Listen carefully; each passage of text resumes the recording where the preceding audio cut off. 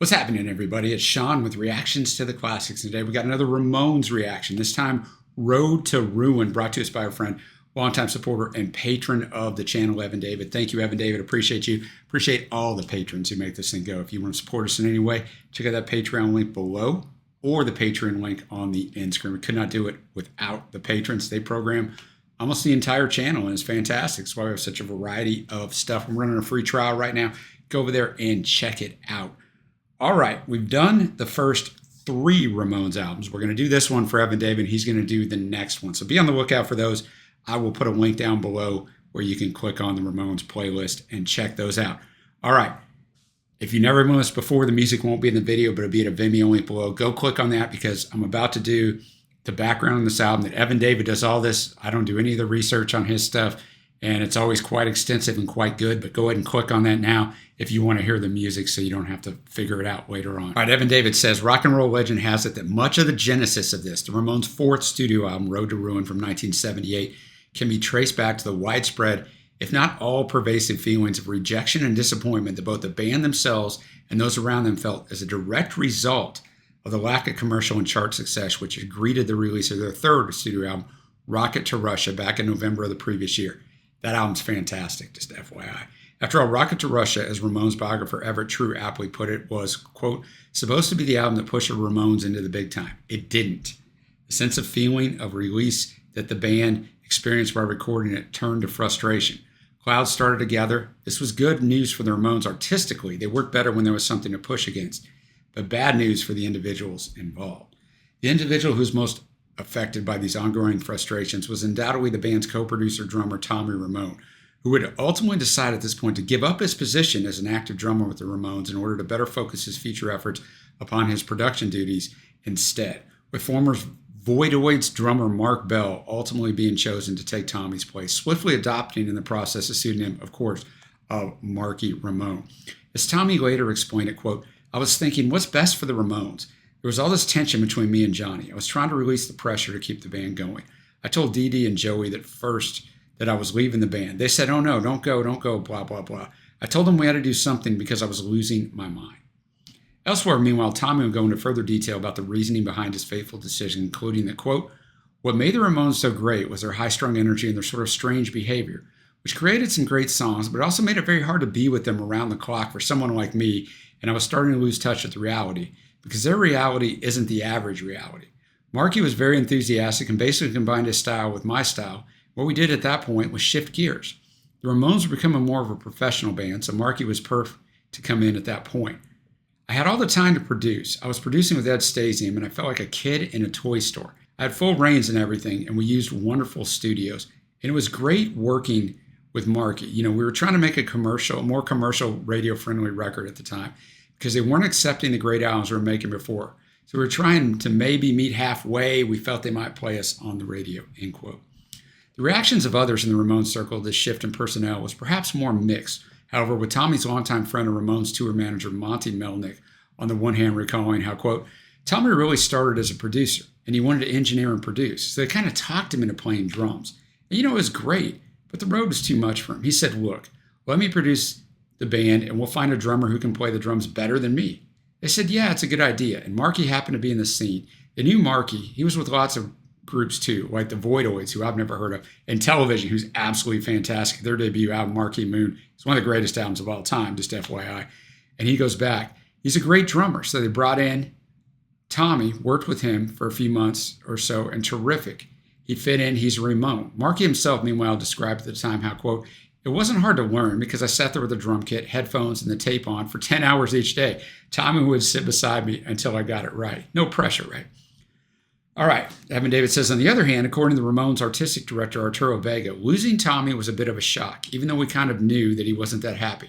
I think that the fact that the Ramones' recording career did not get the level of success that was expected, that reflected on Tommy, since Tommy was the one that had been laying down his strategy and was the man with the theory behind the action.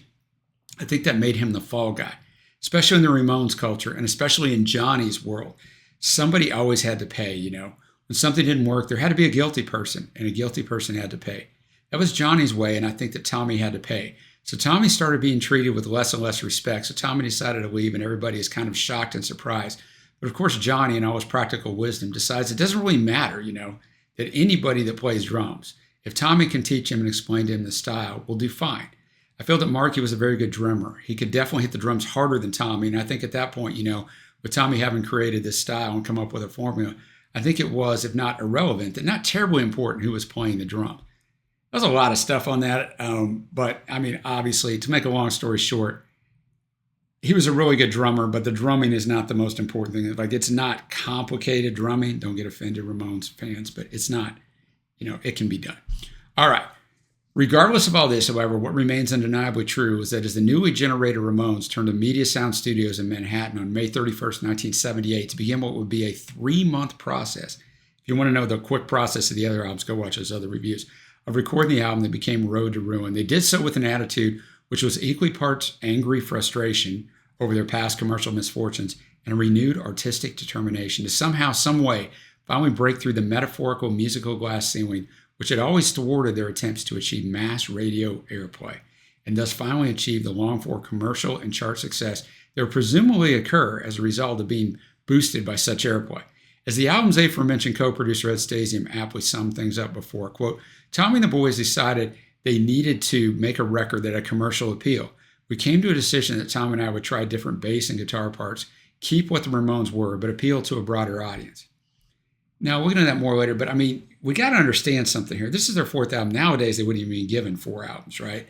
So they had to know that if they didn't get commercial success soon, it's a good chance they were just going to be out of jobs. So you can't blame them for trying different stuff. They didn't have a choice, but we'll get to that in a little while. In order to thus broaden their appeal, therefore, the band would embrace such shifts in their overall musical styles as somewhat increased use of guitar solos, slightly longer songs, with the result that this would be the first Ramones album to clock in at more than half an hour in duration, with guitarist Johnny Ramone sagely remarking they had, quote, made a conscious effort to get songs over the 2-minute mark. It's very hard to continue writing 14 songs an album. Everybody else has I agree with all that. It's still only 31 minutes and 2 seconds, but they did get over 30 minutes. And on occasion embracing a more acoustic, even country-tinged approach to some songs on the album. All in what would ultimately prove to be a futile attempt to somehow compromise with the seemingly inscrutable, if not impossible, demands that contemporary American radio stations in particular had placed in their way. For when Road to Ruin was finally released in September of 1978, it would somehow suffer even bleaker chart fortunes than its ill-fated predecessor, peaking at only number 103 in the U.S. Billboard's albums charts, as opposed to number 49 for Road to Ruin. Although it did do better in the UK, charting at 32 compared to 60 for Road to Ruin. According to Everett True, moreover, this continuing U.S. chart failure on the part of the Ramones can at least in part be attributed to the growing sense of a wider anti-punk backlash that was occurring in American culture at this time, concluding that even if, quote, the Ramones stood any chance of U.S. airplay, it evaporated after October 13th, 1978, the day Nancy Spungen died at the Chelsea Hotel with her boyfriend Sid Vicious, ex-bassist of the Sex Pistols, accused of murdering her. These tragic events followed a disastrous tour of the States in January where Sid's band had imploded and left a trail of bitterness that lasts even to the present day. If the American media thought punk was disgusting before, then it was beyond the pale now. A couple of catchy country-tinged Ramones singles weren't going to alter that fact. All right.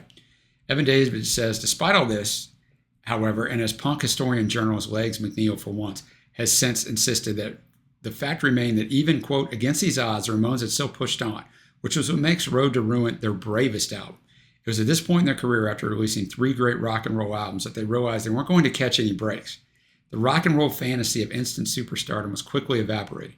No jet with their name on it, no screaming hordes of girls waiting at the airport, just touring the country in their van 300 nights a year and producing album after album of great stuff. In other words, they faced a future of nothing but hard work if they wanted to survive. To put it mildly, the Ramones were pissed, which is probably why Road to Ruin is so great. They always worked best when they were angry, and Road to Ruin is their most pissed off work since their debut record. But their songs of teenage nihilism and angst, which have previously been kind of fun and romantic, become less of a joke, end quote. Evan David says, certainly, or as far as for one I am concerned at least, Road to Ruin thus ranks as highly in terms of its overall musical success as it did in terms of its contemporary commercial failure, albeit perhaps at the price of heralding certain artistic tensions which would henceforth begin to develop both within the Ramones' wider fan base and indeed within the band itself as a result of the changes in musical approach that it spawned. with the longer-term result that, as Everett True put it, while, quote, some Ramones fans appreciated the versatility of Joey's voice and figured the Ramones' forte lay in releasing great pop-punk singles in the tradition of Spector and the Beach Boys and other 60s groups, there are also those who, like Johnny, felt the Ramones had a unique sound and should stick with it, end quote. Evan David says, as a diehard Ramones fan myself, if anything, I tend to fall into the former camp than the latter, but I'd still be very interested in finding out what both Sean and others feel on this score. Nevertheless, the sheer quality of the 12 songs on this album means it is my own personal favorite, Evan David says, the first 4 Ramones studio albums, which we have discussed in this RTTC review series thus far. And as such, I look forward to seeing what both Sean and the rest of the wider RTTC community and or Ramones fans in general make of it, both in the review itself and in the comments below.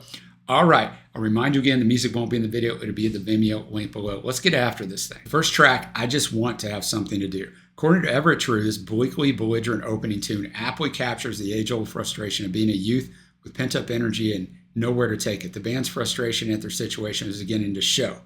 Moreover, and as Legs McNeil in turn puts it, there also remains a loneliness on this song that's eerily alive and undeniably brilliant in its yearning, in which few rock and roll bands, let alone punk bands, ever realize. Let's face it, it's easy to scream F you into a microphone, get drunk, throw up on the audience, and act like an a-hole. But what do you do for an encore? All right, great write-up by Evan David. I'm going to have the lyrics up as always. Let's get after it. All right, a good tune. Really good guitar work on this one. I thought it was kind of standout. It always takes me a minute, right? Like the first few lines, I'm like, because Joey just saying, you know, he doesn't enunciate things. So I'm like, I couldn't understand anything he said. And then it's like my Ramones brain just clicked. And all of a sudden I understood everything he said. But it's kind of weird as you get back into it. But am I the only one that experiences this? But really good opening track. Next up, we have I Wanted Everything, a powerfully poignant yet provocative tale of what happens when a lifetime's dreams and hopes are repeatedly dashed. To quote Legs McNeil once again, quote, the song's past tense is significant when compared to the optimism of the first Ramones album. In the early days, they were going to take over no matter what. Suddenly, things had changed. What had happened? All right, I Wanted Everything. I already tell you with song number 200, it's a different kind of song for the Ramones in a couple things. Not the style of it. And once again, I want to say it was very well written, and I'll get to that in a minute. But the song was over at 2:17. He'd already done the last 4-line chorus, and then they just kind of stretched it out. I Wanted Everything, and then they just start fading out at 26 seconds left in the song because it's 3 minutes, 19 seconds. They wanted a longer song, and they just stretched it out that way. Like, it would have been over at 2:17 as a Ramones song. Even in my head, I'm like, okay, it's over. And then I look, and there's over a minute left. I'm like, this is weird. So, I mean, that's kind of weird, but I get it. They wanted to probably try to get the album over 30 minutes, right? That's one of the ways you do it. You added a minute right there, and it's only 31:02. A really well-written song. And I mean, the Ramones songs are not about writing the majority of the time. I mean, they have some good well-written songs, but a lot of times they're just there, you know, we're kind of into the vibe of it. There's nothing wrong with that, but this one has a progression to it. It's 4 verses. I heard about the Easter Bunny presents under a Christmas tree. It was dreaming in fantasy. There was no mommy or daddy. Verse 2, I had the world on my shoulder, but I was getting older. Knew I was ready for it, some kind of employment. So then he gets the job, all day working in a truck, bring the groceries up, not much of a salary, no tip for the delivery. So in every, you know, in the choruses, you get the 3-line, I Wanted Everything, in between those. And then there's no success for me. Involved in a robbery, there's money in the supermarket, and I'm going after it. And then we're just getting that repeated, I Wanted Everything, to close out the song. So it's interesting. He starts out with these, you know, hopes and dreams of Christmas and the Easter Bunny. He ends up robbing a supermarket because those things he was sold as a youth didn't come true for him. Next up, we have Don't Come Close. Also released as a single in September of '78, reaching 39 in the UK, failing to chart in the US. This country-tinged tune, I can't wait to hear this, is perhaps the first obvious example of the Ramones attempting to switch musical gears to appeal to a wider audience on this album. But while such an approach may in hindsight have seemed to be a sign of desperation, if not an out-and-out misstep in the eyes of many of the band's more hardcore punk following, apparently including no less than a figure than Johnny Ramone himself, I, for one, Evan David says, have always liked it ever since first hearing it in a car commercial on British TV far too many years ago. Indeed, it may thus have been the very first Ramone tunes that I ever heard, although he said he had no idea it was the Ramones at the time. All right, man, let's do this. All right, Don't Come Close. Outstanding melody, right, that started the song. I'm like, okay, great melody, and it carried out throughout the song. Look, I can see how if you're a hardcore punk fan of theirs and this comes out, you're upset. I think it's a fine tune. I think they pull it off. I think there's a good guitar solo in there. I think he sounds good singing this. It's pretty catchy. I mean, The issue with releasing this as a single, although it didn't have any success in the US, if it would have in the UK, is that if someone had never heard the Ramones and they think this is what they're getting, it's always the danger of releasing a single from any artist that's outside of their wheelhouse. Then the person buys the album and they're like, wait a minute, what is this? But I think it works just fine. I get why they did it. I think if you're one of those hardcore fans that think they turned against you, you got to remember this. One, I keep it real here. Get off your high horse, right? Because these guys are absolutely busting their ass for years, touring 300 plus days a year, not in a luxury bus, but in a van, right?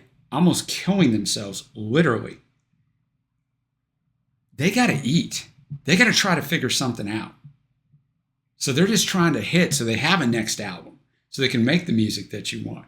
It's kind of like the Hollywood star who, quote, sells out to do a Marvel movie so he can do all the other movies that he or she wants to do, right? You got to pay the bills. So, I mean, I don't think it's a bad song, and I don't think it makes them a sellout at all. But for those of you that do, like, keep that in mind. Like, you're not in their shoes just trying to get out here and make a living. All right, next up we got I Don't Want You, a starkly less than optimistic tale of defiance masking despair in the wake of a breakup. As Legs McNeil sagely puts it, quote, you get the feeling listening to this song that the band isn't fooling around. These aren't the fun songs of the other albums, but explosions of pain and rage. In fact, Road to Ruin feels like it's a Ramones version of the Beatles' Help. All right, I Don't Want You or I Don't Want You. I can't do it in his accent. A fine song. Heavier guitar on this one, definitely return to kind of what they're about, in the past at least. It's fine. It didn't turn out well in this relationship. You just read these lyrics, it's like, yeah, I'll see you later. Next up, we have Needles and Pins. Released as a non-charting U.S. single in late 78. Evan Davis says, this stands out as one of the Ramones' very best cover songs in my view. And that's really saying something because he thinks a lot of their cover songs. With Joey's ever evocative voice in particular, taking the helplessly hopeless sense of inescapable infatuation underlying the jangly masterpiece that was the original Searchers tune from 1964 and boosting it, Evan Davis says, to the nth degree. All right, it's always interesting to me that the Ramones do these cover songs. It just doesn't seem like they would from being an outsider, not really knowing their music until I started reviewing these albums, but they do always do such a fantastic job, and this was really, really well done. It's a 1964 song, and a lot of the songs in the 60s, especially during this time period, that mid-60s range, it all had, even back into the late 50s, it had that same theme. It was either a lost love or I love you so much. This is the lost love one. He loses this girl to another guy, but then she's going to get dumped. That's what he hopes for, knows the feeling. So really good job. All right, as we get close to the halfway mark, we got I'm Against It. Evan Davis says, one of my personal favorite songs on the album, this absurdly amusing saga of chronic negativity is seen by many as being something of a throwback to the many I Don't Want to songs the Ramones had previously tackled, albeit perhaps with a proviso that, as Legs McNeil puts it, this tune's own wacky lyrics are contradicted by the venom of those against it that's Joey spitting out, end quote. Nevertheless, Evan Davis says, I, for one, believe that the tune's raw power, both musically and indeed comedically, is still none the worse for that. Okay, this is classic Ramones. The writing, too. Like, the writing is not anything complicated, right? Just, I'm against this, I hate that. It's just lines of that. I don't like politics, communists, games and fun, anyone, Jesus freaks, circus freaks, summer and spring, anything, sex and drugs, water bugs. I don't care about poverty. All I care about is me. He doesn't like ping pong, Viet Cong, Burger King, anything. Well, I'm against it. So a great guitar riff in there and those rapid fire lyrics. I mean, this is classic Ramones. All right, as we enter the second half of the album, we have the classic track, I Want to Be Sedated. Evan Davis says one of the Ramones' best known and most beloved songs, rivaled only perhaps by Blitzkrieg Bob. I would agree with that as a novice to the Ramones. This gloriously deranged tune about the relentless rigors of touring was written by Joey even as he was still recovering from injuries, which he had sustained during a notorious incident with an exploding tea kettle. You can see the last month's Ramones review for that horrible story. With Joey himself later explaining that, quote, I Want to Be Sedated is a road song. Danny Fields was our first manager, and he would work us to death. We'd be on the road 360 days a year. That's what I was talking about earlier, man. You understand what these guys went through. And we went over to England, and we were there at Christmas time when London shuts down. There's nothing to do, nowhere to go. Here we were in London for the first time in our lives, and me and Dee Dee Ramone were sharing a room in the hotel, and we were watching the Guns of Navarone. So there was nothing to do. I mean, here we are in London finally, and this is what we're doing. We're watching American movies in the hotel room, end quote. The result, as Everett True puts it, is, quote, a solid state Ramones classic, memorable, funny, with all the elements that go to make up the Ramones archetype. With Tommy, in turn, recalling how, quote, we spent a little time making Sedated more produced. We were trying to get a single, which is bittersweet because we knew it wasn't going to get played with the word Sedated in it.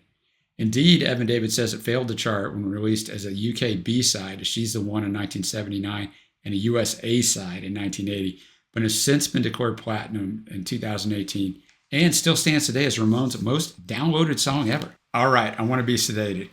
Joey just has a fantastic vocal performance on this. There's not a lot to the lyrics. They're pretty clever, though, the way they're written. They just change a certain line in each verse, basically.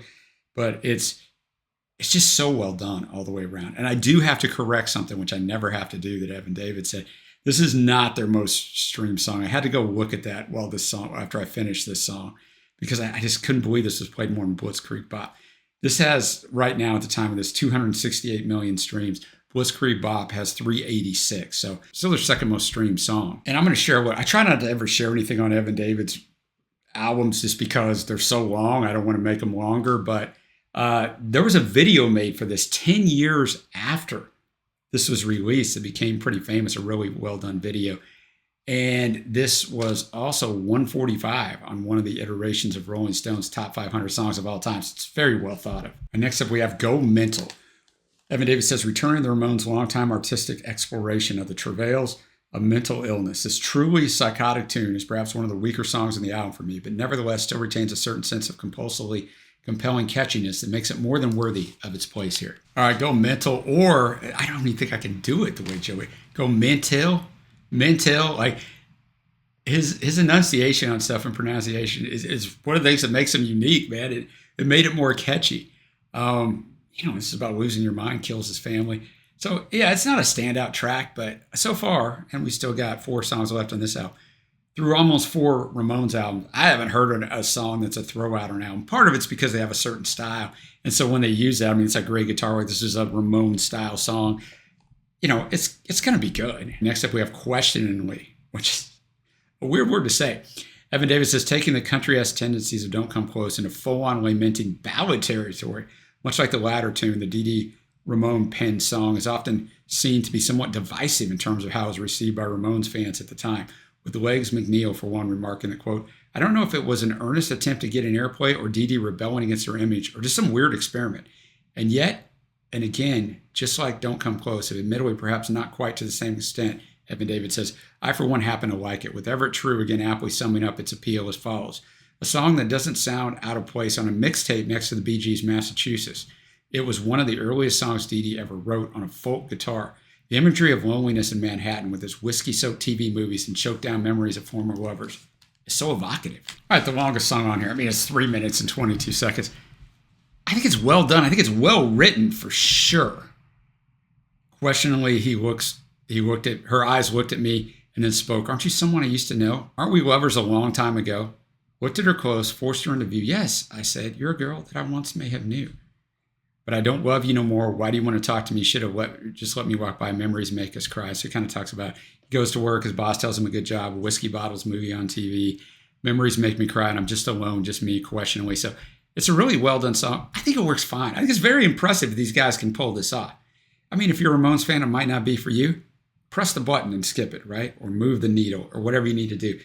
I think it's impressive, like I said, that they can do this. All right, next up, She's the One. Released as a non-charting UK-only single in January 1979, and standing out as perhaps the most out-and-out optimistic song on the album, this joyfully romantic celebration of finding the one in the title, as Ever True aptly puts it, sounds effortless, the sort of song everybody imagines bands can toss off in a couple of minutes, and rarely do, and shouldn't be undervalued. All right, She's the One. Sort of self-explanatory. I'm not sure he's with this girl. He says, when I see her on the street. Always be true. I know I'll never find a girl like you. So I don't know. Once again, I think Joey's vocal performance on this elevates this song. It's a good Ramones song. We got 2 tunes left. We got Bad Brain, another Ramones ode to the dubious joys of insanity. And like its predecessor in this vein, Go Mental. One of the frankly weakest yet still enjoyable tunes on the album. This song also has another claim to musical fame in that its title apparently inspired by the name of another somewhat more hardcore punk band, namely Bad Brains, who are a classic group. All right, Bad Brain. I think the last minute of that song went way off track. I do like the drumming breakdown. with just Joey and then Marky on the kit. I think that was really good and unique. I don't know what's up with those zany sounds. I mean, maybe it's just his brain. He's going crazy. I get it. They're trying to show that in some sort of demonstrative way, but that didn't work for me. But whatever, man. Still a fine tune. And we will finish this off with "It's a Long Way Back." Evan David says, a strangely wistful yet still very much Ramones sounding tune, which moreover returns full circle to the explorations of Dee Dee Ramone's German heritage on their debut album. As Legs McNeil once more puts it, quote, the truth was that Dee Dee was a lonely kid who grew up in the rubble of post-World War II Germany and spent his childhood playing in the destruction, collecting Nazi relics. Unfortunately, when he brought them home, his father, a strict American army officer, would go ballistic. You don't have to be Freud to understand that these artifacts become synonymous with pissing off his father, end quote. Evan David says, in any case, the song remains a fittingly haunting way to close out an album which was itself perhaps haunted by the ghosts of what could, nay, should have been in terms of both it and the band's commercial success, which also perhaps makes it even more appropriate that, for good or ill, the Ramones would soon be haunted by a, in parentheses, Phil Spector of their own. That's a tale for next month's RTTC Ramones album review. All right, let's finish it off. All right, a quick song, weakest one on the album for me, kind of by far, but the guitar work on here was a showcase. So I don't even know if that's really true that I think it's the weakest song by far. Probably not, as I retrospectively think. There's nothing to the lyrics. This is more like a song that would have been on their first album. A good way to finish the album out. All right, before we get to my favorite tracks, let's get to Evan David's. His top 3 tracks for the album in reverse order are I'm Against It, Don't Come Close, and I Want to Be Sedated, with honorable mentions for Questioningly, Needles and Pens, It's a Long Way Back, and especially She's the One. My favorites are going to differ from this. I try to keep my favorites lower. Sometimes I'm firing off too many faves, I think. My favorites are going to be I Just Want to Have Something to Do, Needles and Pens, of course I Want to Be Sedated. I'm going to go with Questioningly, all right? Shout out to him. All right, now we're going to get to my overall score. Here's what I'll say. I think it's interesting the fact that this is the album that I think would benefit most from repeated listenings because it's the most varied of the first 4, easily. So by that, for me on first listen, it's still going to be at a sky-high score, but it's not going to be my fave. I'm going to be at an 8.0. It's still really good. However, I tell you that about the re-listenability because I think that it may grow and grow, whereas the other ones, I think they are what they are, and I think they're outstanding. But for right now, I'm going to be at an 8.0 on this. But if this is your favorite, I can see why. And kudos to the guys for branching out and trying other things. They had to. All right, let me know what you think of this album down below. Where does it rank for you? What do you think of the turn a little bit on those couple of country tunes and the more guitar showcase on some of it? What do you think of that if you're a hardcore Ramones fan, or even if you're not? Let me know your favorite tracks. And if you haven't already, give us a thumbs up, hit the subscribe button, check out the Patreon link, and check out the link below to view Evan David's other reactions to the first 3 albums he had me do. All right, guys, until next time, I will see you.